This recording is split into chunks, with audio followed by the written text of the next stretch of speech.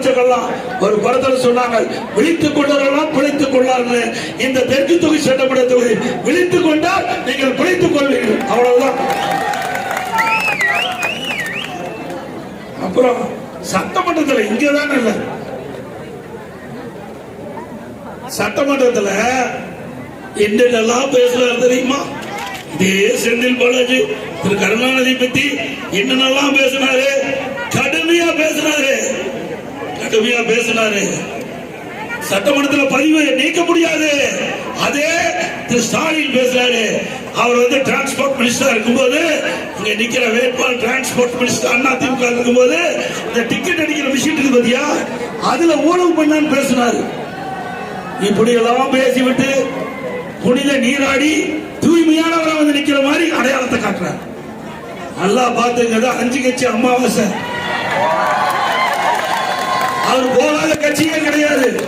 5 கட்சிக்கு போனதுல மட்டும் ஒரே 5 நாடுல 2 சின்னத்துல நிறுத்தின பெருமை இங்க இருக்கிற வேட்பாளர்கள். முதல்ல அண்ணா திமுக நின்று ஜெயிச்சாரு, பிறகு அண்ணா திமுக இருந்து வெளியேற போய் திமுக நின்று ஜெயிக்கிறார்.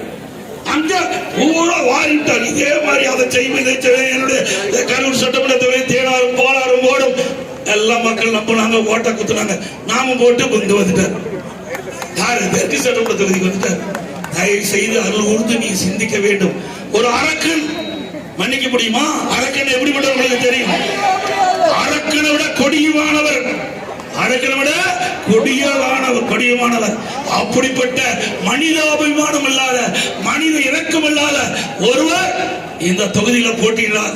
அருள் கூர்ந்து தயவு செய்து கொங்கு நாட்டு மக்கள் விழிப்புணர்வு சிந்தித்து பார்க்கக்கூடியவர்கள், எது சரி தவறு என்று எடை போட்டு அதற்கு தக்க தீர்ப்பளிக்கக்கூடிய மக்கள், இந்த மண்ணில் பிறந்த மக்கள், அவர்கள் நியாயமான தீர்ப்பை வழங்குவீர்கள், நல்லவரை தேர்ந்தெடுப்பீர்கள். திரு அஜயன் அவர்களையும் திரு ஜெயராமன் அவர்களையும் பாணிசி தேர்ந்தெடுப்பீர்கள்.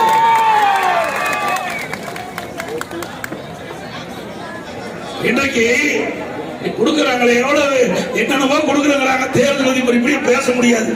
இன்னைக்கு என்ன திராவிட முன்னேற்ற கழகம் ஆட்சி வரும்போது என்னென்ன செஞ்சிருக்கிறாங்க சிந்திச்சு பாருங்க. இன்னைக்கு வரி குடிநீர் வெட்டியாச்சு, குப்பைக்கு வரி போட்டாங்க. கோலாத காலத்து குப்பைக்கு வரி போட்ட ஒரே அரசாங்கம் இந்தியாவில் தமிழ்நாடு அரசாங்கம். வீட்டு வரி 100%, கடைக்கு 150%, ஆண்டுக்கு 6% உயர்வு. கரண்ட் பில்லு, கரண்ட் தொட்டா தான் ஷாக் அடிக்குது, கரண்ட் பில்லு கேட்டாலே ஷாக் அடிக்குது. அப்படி 67% கரண்ட் பில்லு உயர்வு. எவ்வளவு விலை உயர்வு இதை கட்டுப்படுத்துறதுல இந்த அரசாங்கத்துல